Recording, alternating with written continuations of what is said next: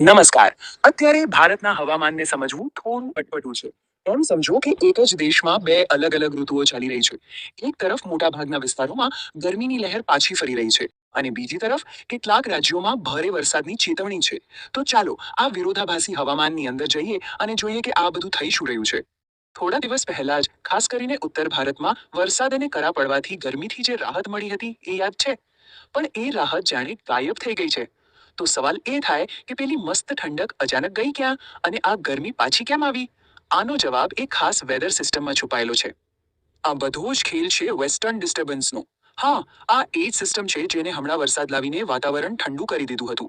પણ હવે થયું એવું છે કે આ સિસ્ટમ નબળી પડી રહી છે અને જેવી એની અસર ઓછી થઈ, ગરમીનો પારો ફરીથી ઉપર ચડવા માટે તૈયાર થઈ ગયો છે.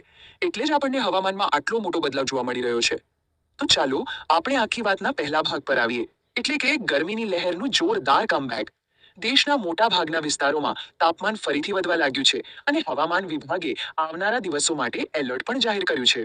ગરમીની સૌથી વધારે અસર જો ક્યાંય દેખાશે તો એ છે ઉત્તર ભારતમાં. નવાઈની વાત તો એ છે કે જે વિસ્તારોમાં હમણાં જ વરસાદ પડ્યો હતો ત્યાં જ હવે હવામાન એકદમ યુટર્ન લઈ રહ્યું છે. અહીં તાપમાન ખૂબ જ ઝડપથી વધશે, જે રોજિંદા જીવન પર સીધી અસર કરી શકે છે. અને આ વધારો કોઈ નાનો સૂનો નથી. જરા આ આંકડા પર નજર નાખો.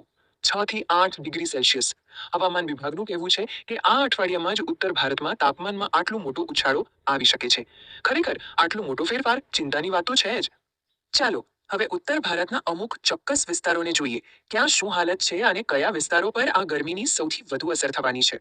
જુઓ, દિલ્હી, ઉત્તર પ્રદેશ અને ઉત્તરાખંડ આ એ જ રાજ્યો છે જ્યાં હમણાં વેસ્ટર્ન ડિસ્ટર્બન્સના કારણે રાહતનો શ્વાસ લીધો હતો. પણ હવે ગરમીનો સૌથી વધુ પ્રકોપ અહીં જ જોવા મળશે. જે રાહત મળી હતી તે હવે આખરી ગરમીમાં ફેરવાઈ રહી છે. ગરમી કેટલી તીવ્ર છે એનો અંદાજ આ આંકડા પરથી લગાવી શકાય છે. છેલ્લા 24 કલાકમાં જ આંધ્રપ્રદેશના કર્નૂલમાં તાપમાન 41.1 ડિગ્રી નોંધાયું હતું. મતલબ કે એ દેશના સૌથી ગરમ સ્થળોમાંનું એક હતું. આ બતાવે છે કે ગરમી ઉત્તર ભારત પૂરતી સીમિત નથી રહી. તો ઉત્તર ભારતથી થોડું આગળ વધીએ. પૂર્વ, મધ્ય અને પશ્ચિમ ભારતમાં પણ ગરમીની આ લહેર પહોંચી રહી છે અને ત્યાં પણ તાપમાન વધી રહ્યું છે. હવે આ ચાર્ટ જુઓ, એના પરથી ખ્યાલ આવશે કે ગરમીની તીવ્રતા ક્યાં કેટલી છે. ઉત્તર ભારતમાં 8 ડિગ્રી સુધીનો મોટો જમ્પ જોવા મળી શકે છે, જ્યારે પૂર્વ અને મધ્ય ભારતમાં 3 થી 5 ડિગ્રીનો વધારો થવાની સંભાવના છે. મતલબ ગરમી તો બધે જ વધી રહી છે, પણ એની તીવ્રતા અલગ અલગ છે. આ સિવાય પણ સૌરાષ્ટ્ર અને કચ્છ, ગુજરાતના બીજા ભાગો, કેરળ, કોંકણ અને ગોવા, તેલંગાણા અને તમિલનાડુ, આ બધા વિસ્તારોમાં પણ તાપમાન સામાન્ય કરતાં ઊંચું રહ્યું છે. આના પરથી સ્પષ્ટ છે કે ગરમીની અસર કેટલી વ્યાપક છે. સારું, તો હવે આખી વાતને એકદમ પલટી નાખીએ. જ્યાં દેશનો મોટો ભાગ ગરમીથી શેકાઈ રહ્યો છે ત્યાં પૂર્વોત્તર ભારતમાં તો માહોલ જ કંઈક અલગ છે.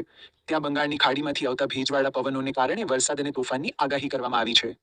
તમે કલ્પના કરો, હવામાનમાં કેટલો મોટો વિરોધાભાસ છે. પૂર્વોત્તરના રાજ્યોમાં ગાજવીજ સાથે તોફાન, ભારે વરસાદ અને 50 કિલોમીટર પ્રતિ કલાકની ઝડપે પવન ફૂંકાવાની શક્યતા છે. આ ગરમીની લહેરવાળા વિસ્તારોથી એકદમ ઉલટું ચિત્ર છે. અને આ રહી એની વિગતો. 11 થી 14 એપ્રિલ સુધી આસામ અને મેઘાલયમાં ભારે વરસાદ અને તેજ પવનની શક્યતા છે.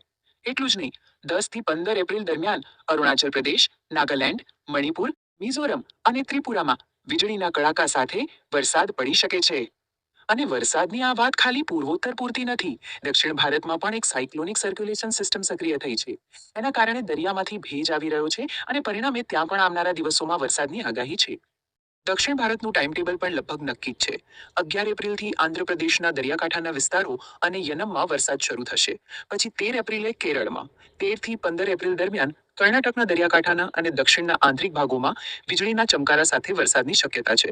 અને 14-15 એપ્રિલે ઉત્તર કર્ણાટકમાં પણ વરસાદ પડશે. તો ટૂંકમાં વાત એમ છે કે ભારત અત્યારે હવામાનના બે અલગ અલગ છેડા પર ઊભું છે. એક તરફ વેસ્ટર્ન ડિસ્ટર્બન્સ નબળું પડવાથી ઉત્તર, મધ્ય અને પશ્ચિમ ભારતમાં આકરી ગરમી વધી રહી છે, તો બીજી તરફ ભેજવાળા પવનોના કારણે પૂર્વોત્તર અને દક્ષિણ ભારતમાં વરસાદી માહોલ જામી રહ્યો છે. અને આ બધું જોયા પછી એક મોટો સવાલ મનમાં જરૂર આવે. શું હવામાનમાં જોવા મળી રહેલો આ નાટકીય બદલાવ અને આટલો મોટો વિરોધાભાસ એ દેશમાં આવનારા ચોમાસાના આગમન તરફ કોઈ ઇશારો કરી રહ્યો છે? આ એવો સવાલ છે જેનો જવાબ તો સમય જ આપશે. પણ અત્યારે તો દેશ ખરેખર બે અલગ અલગ હવામાનની વાર્તા એક સાથે જીવી રહ્યો છે.